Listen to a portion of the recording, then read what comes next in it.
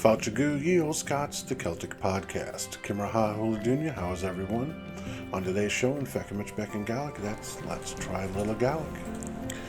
The beginner's Gaelic book, An Teaghlach Againn. In Celtic history, the Battle of Loudoun Hill. In everyday Celtic ways, Herne, the Celtic god of the hunt. We're going to hear music from, and a twofer from Iona Fife, Julie Fowlis, Monran, and Steve MacDonald. And as always, it's a wee bit of Irish trivia to test your knowledge to start us off. Who wrote Sinead O'Connor's hit, Nothing Compares to You? And I'll just give you a hint, it's not Irish. Check out the Ye Olde Scot Facebook group where you can be a part of the Celtic culture. And keep an eye out for all the different videos our YouTube channel and Facebook group have to offer. Feuchamaich, let's kick this thing off.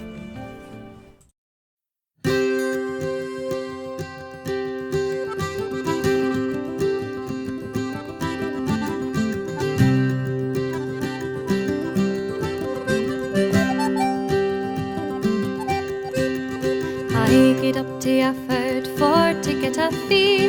I fell in with Jimmy Brun, me him I did agree. Come a high, come a do, a high come day. I come a diddle, come a dandy, oh. I fell in with Jimmy Brun in the year of 91 to gang him and cause second paid and be his old man. Come a high, come a do, a high come day. I come a diddle, come a dandy, oh. When I get him to gaze, I took 'twas on an evening clear, and in a boot the other house the gaffer did appear. Come a high, come a do, a high come day. I come a diddle, come a dandy, oh. I'm the meester o' the place, and that's the mistress there. You'll get plenty cheese and plenty bread and plenty more to spare. Come a high, come a do, a high come day. I come a diddle, come a dandy, oh. Well, I sat and ate the cheese and bread till they'd a done me stare, and then I thought that it was time to gang and see my play. Come a high, come a do, a high come day. I come a diddle, come a dandy, oh. When I get to the stable, my pretty 40 view, oh, fex they were a dandy pair of chestnut and a blue. Come a high, come a do, a high come day. I come a diddle, come a dandy, oh.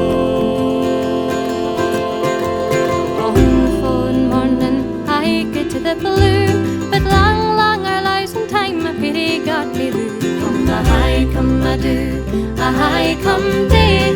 I come a diddle, come a dandy, oh. The two she was now working wheel, she wouldn't throw the fire. The gaffer says I better yen at the smithy take and fire. Come a high, come a do, a high come day. I come a diddle, come a dandy, oh.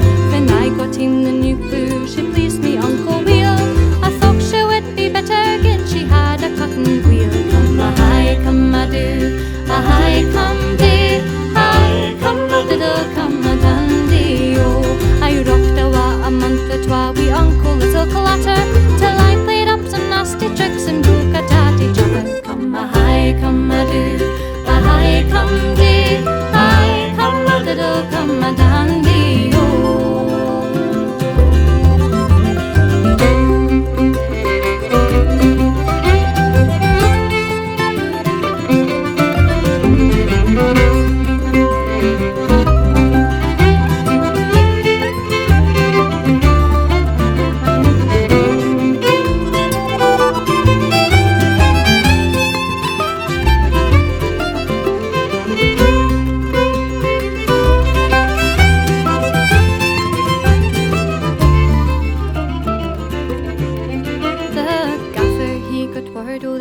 Orders did lay doon.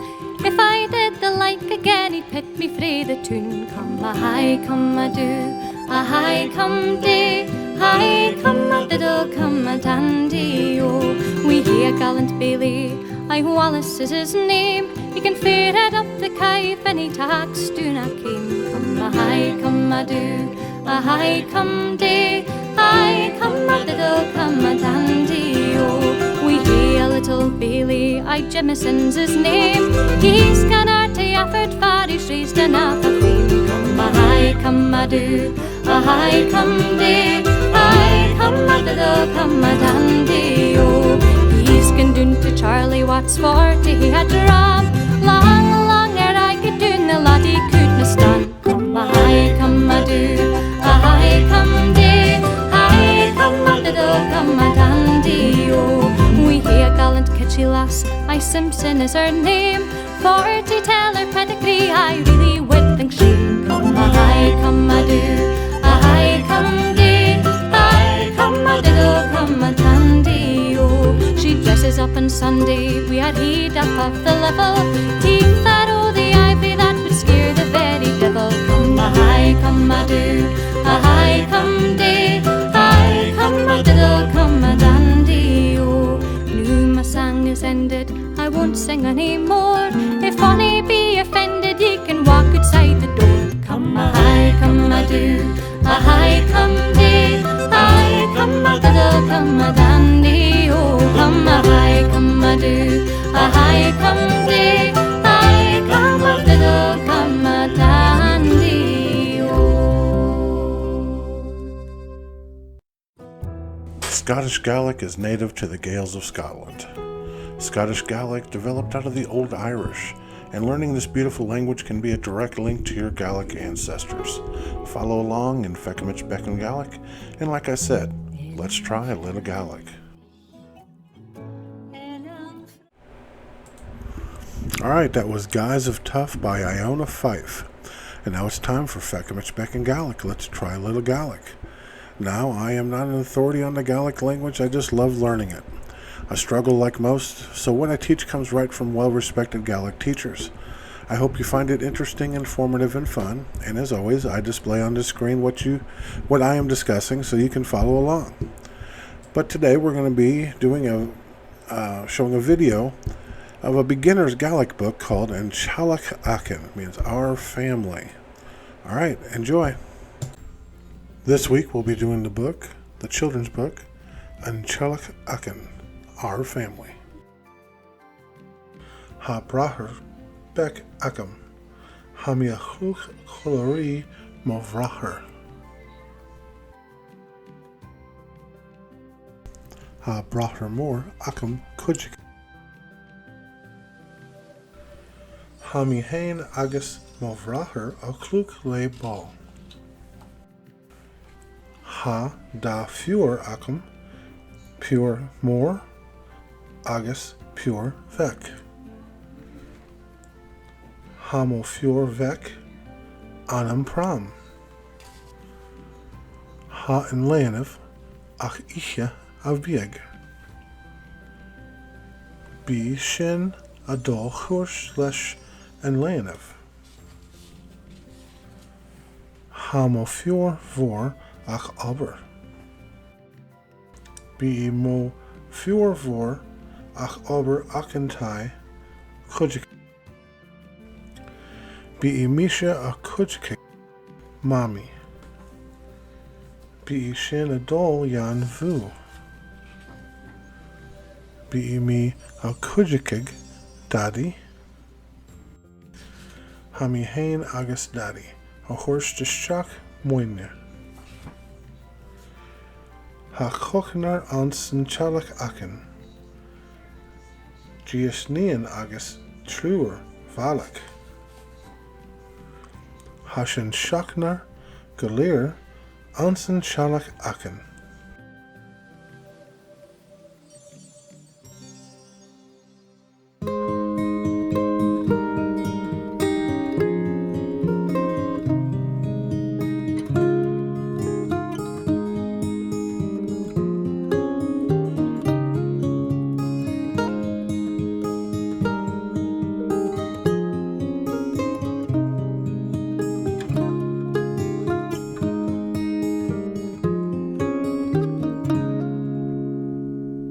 There were 99 nobles rode trin Bancree fair, and bonny Glenmogie was a pride o' them there. There were sacks and sacks maidens stand in the king's hall. Bonny Jeanie o' the Valley was a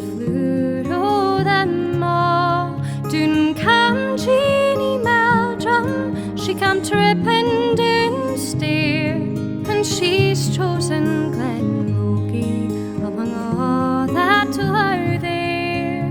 She called on his fit boy who walked by his side, speeding far as that young man, and far does he bide. He's titled Glen Logie, and he is a tame. He saw the noble Gordons, Lord John is his name. Glen Logie, prove constant and kind. My love is laid on ye, and your eye on my mind. He's turned a mood lately as the Gordons day, oh, saying thank you, Jean Eldrum, but I'm promised a war. She called on her handmaids, Dame Macara bed, we ribbons, and napkins to tie up her head. Oh, lay me down gently, we my face to the wall, tack the rings free my fingers, my jewels and new hops back her feather, and away man was he. I'll wed he to Dunfendrum, he's mere guy than he.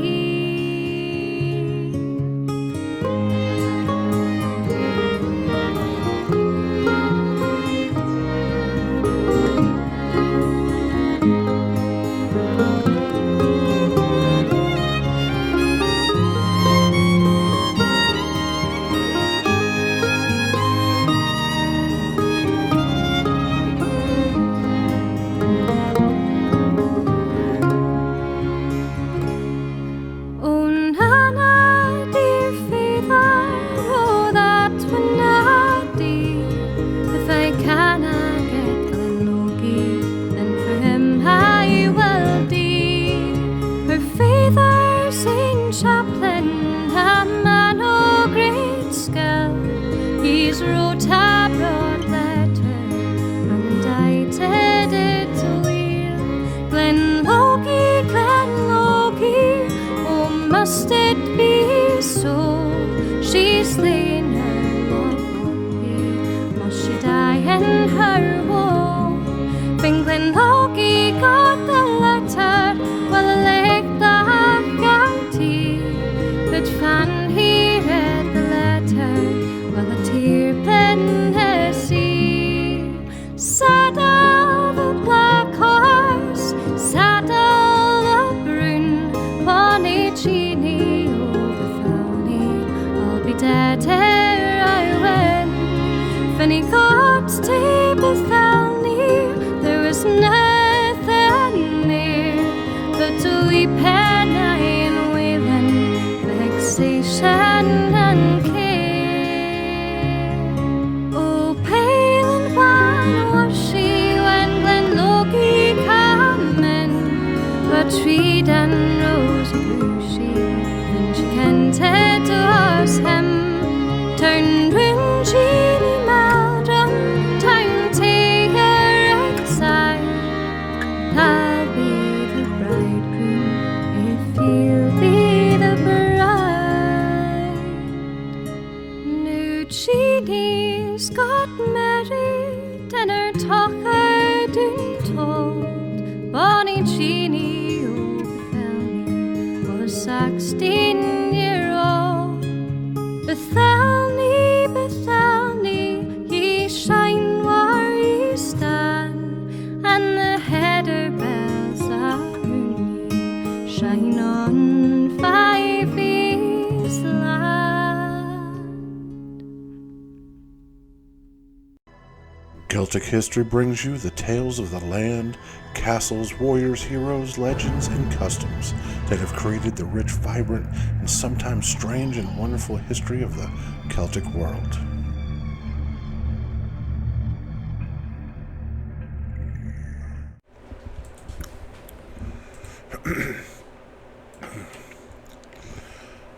The Battle of Loudoun Hill.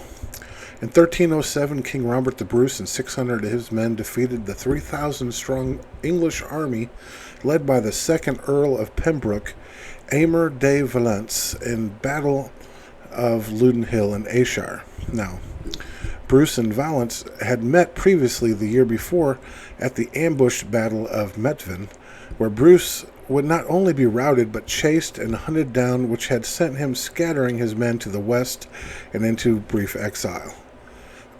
Bruce's fortunes would not raise quickly because, as news of his wife's daughter's capture would be followed with the deaths of his brother Neil, Thomas, and Alexander, all being brutally murdered, being hung and drawn and quartered. Man. Now, however, fortunes for Bruce obviously improved, and the King of Scots returned from the west to his own homelands, where he set about taking Scotland back. Methven had been a blow, but one that Bruce had learned from. Adopting a mindset similar to Wallace, Bruce would never again allow himself to be trapped by a stronger army. Instead, he would use a far greater weapon, strategy and tactics, to defeat a stronger army.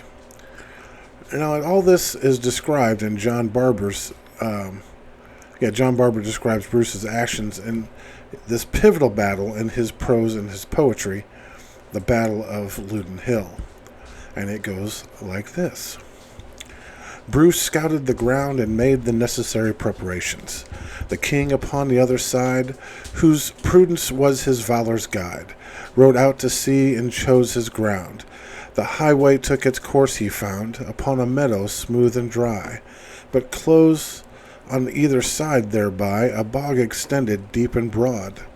That from the highway where men rode was full a blow-shot either side. He had 3 deep ditches made there, for if he could not well prevail at meeting them at first, he would have the second under his control, or finally the third. The king's men met them at the dike, so stoutly that the most warlike and strongest of them fell to the ground. This then could be heard a dreadful sound, as spears on armor rudely shattered, and cries and groans and wounded uttered. For those that first engaged in fight battled and fought with all their might. Their shouts and cries rode loud and clear, a grievous noise it was to hear. Now, the lines in Barber's poem also indicate that Robert dug 3 ditches in front of his men, which the English would have to struggle past. Now, Valence's only approach was over the highway through the bog, where the parallel ditches the king's men dug outwards from the marsh restricted his room for deployment. Now, with the ditches in front of the Scots impeding him still further, effectively neutralizing his advantage in numbers. Now, Valence was forced to attack along a narrowly constricted front upwards towards the waiting enemy spears, and it was a battle reminiscent in some ways of Stirling Bridge, with the same filtering effect at work. A frontal charge by the English knights was stopped by the king's spearmen militia, who effectively slaughtered the English knights as they were on unfavorable ground. The militia soon defeated the knights, and as the king's spearmen pressed downhill on the disorganized English knights, they fought with such vigor that the rear ranks began to flee in panic. 100 or more were killed in battle, and Aymer de Valence managed to escape the carnage and fled to safety to Bothwell Castle. Now, 3 days after the Battle of Loudoun Hill, King Robert defeated another English force under the Earl of Gloucester. Bruce would now go on to take Scotland back from the English control, one castle at a time. But an interesting fact, did you know that the Bruce was not the first to defeat the English here at Loudoun Hill? Sir William Wallace previously picked up a victory over the English, using this strategic hill to ambush the English as they passed through. Today, a monument stands at the base of the hill in celebration of both of the Patriots' victories at Loudoun Hill. All right, that's cool.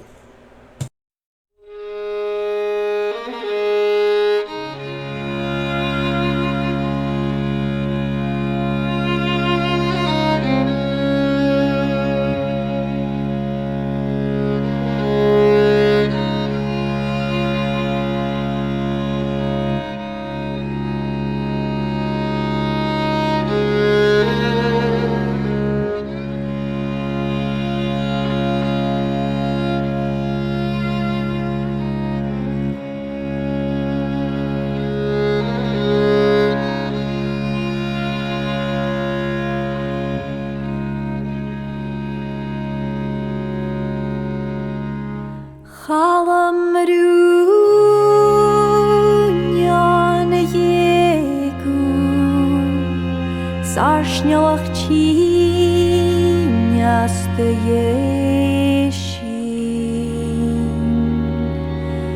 Gearvad a réis Geard a húl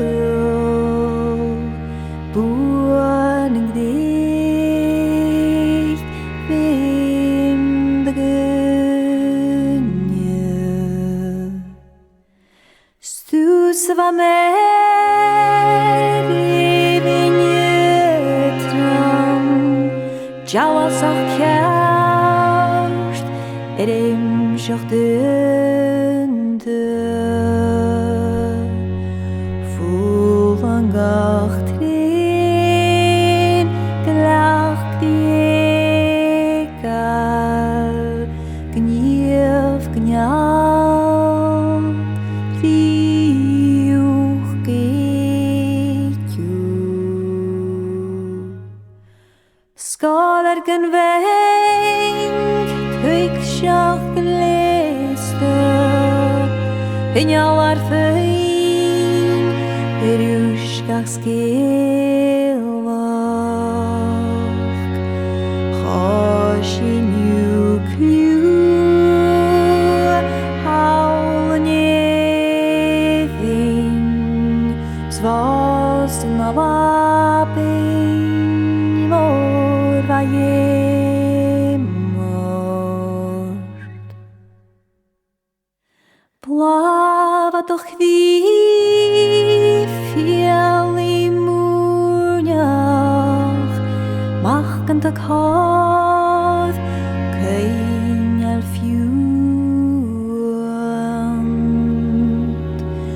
Fuaríal nach Ugni túrsach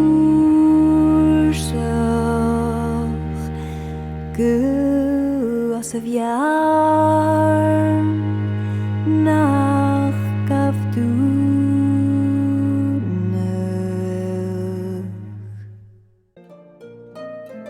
Everyday Celtic Ways brings you the mythology, traditions, and customs that have created a unique and personal culture that still affects those that are Celtic and those that just love the Celtic world.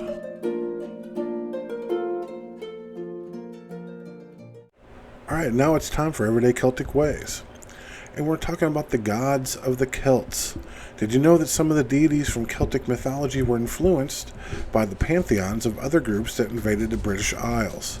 The Celts didn't leave us any information about their gods and goddesses. So much of what we know is from the writings of Julius Caesar and his contemporaries, as well as Christian monks who came along after that. Celtic deities were generally connected to various aspects of daily life, such as domestic and labor-related tasks, and elements of the natural world, like streams, trees, or hills. As each Celtic country gained its own identity and formed their own gods and goddesses, they drew from these ancient deities, therefore creating their own mythology. Before the countries that make up the modern Celtic world were even created, their Celtic identity is what bound them together.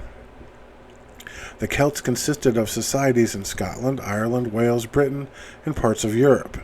But the Celtic roots are being reestablished deeper and deeper into Europe and Asia every day. Here is one of the major deities honored by those ancient Celtic peoples, and it's Herne, the god of the wild hunt. Now, in Celtic Britain's lore, Herne the hunter is a god of vegetation, vine, and the wild hunt.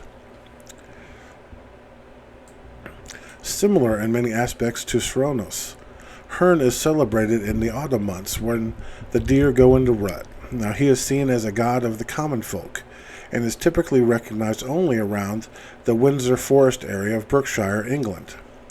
Herne is considered a divine hunter and was seen on his wild hunts carrying a great horn and a wooden bow, riding a mighty black horse and accompanied by a pack of baying hounds. Mortals who get in the way of the wild hunt are swept up in it and often taken away by Herne, destined to ride with him for eternity. He's seen as a harbinger of bad omens, especially to the royal family. Now, Herne the hunter was a great English ghost who haunts the Berkshire woods and countryside. He rattling his chains and tormenting animals. He was marked by the antlers upon his head and his mighty steed. Herne's first recorded appearance was in William Shakespeare's The Merry Wives of Windsor. The origins of the name Herne have remained as shrouded in mystery as the spectre himself. Now, it has been suggested that Herne was linked to the Gaulish deity Cernunnos, whose own name stemmed from the Latin cern or horned. Through Grimm's law, Cern would have become Herne and thus meant horned. Alternately, Herne could be a corruption of the Hernian, a title born of Wotan, the Germanic god of the wild hunt. Now, either way, this Celtic god has left his mark on the British countryside since before the Roman occupation. All right, check out next week's podcast for another Celtic deity.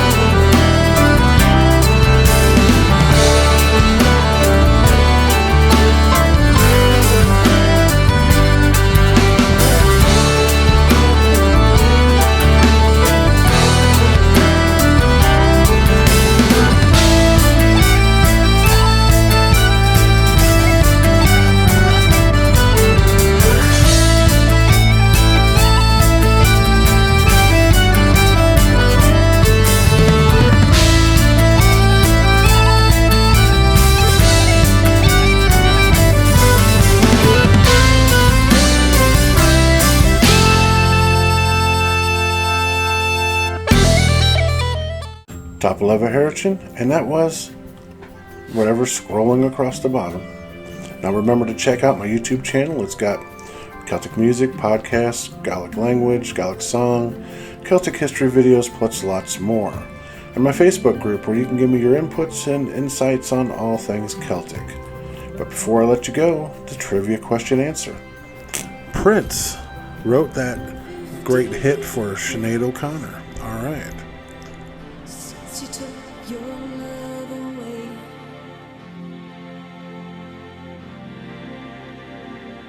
Martian leaving Drazda. Bye for now. But I'm going to let you go with a song. Journey of the Warrior's Soul. And that one's going to be scrolling across the bottom too. Goodbye, Bobby.